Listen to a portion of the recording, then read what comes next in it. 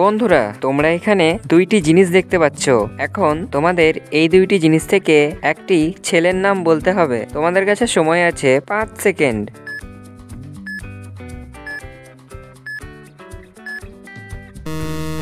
কি বন্ধুরা, তোমরা কি ছেলেটির নাম বলতে পেরেছো? এখানে ছেলেটির নাম হলো সুবল। বন্ধুরা, তোমরা এখানে অনেকগুলি ইমোজির ছবি দেখতে পাচ্ছ, কিন্তু এখানে একটি আলাদা ইমোজি লুকিয়ে আছে। তোমাদের সেটিকে খুঁজে বার করতে হবে। তোমাদের কাছে সময় আছে 3 সেকেন্ড। বন্ধুরা, তোমরা কি আলাদা ইমোজিটি খুঁজে পেয়েছো? যারা পেয়েছো তারা এক্ষুনি কমেন্টে লিখে জানিয়ে দাও। একটি জাদুঘর এই টমেটোটিকে এই 1 নম্বর টুপির মধ্যে রেখে দিল, কিন্তু এটা কি বন্ধুরা? টুপিগুলি যে ঘুরতে লাগলো, তোমাদের খুব ভালো করে লক্ষ্য করতে হবে। এখন বলো তো বন্ধুরা, ওই জাদুকরটি কোন টুপিটিতে টমেটো রেখেছিল?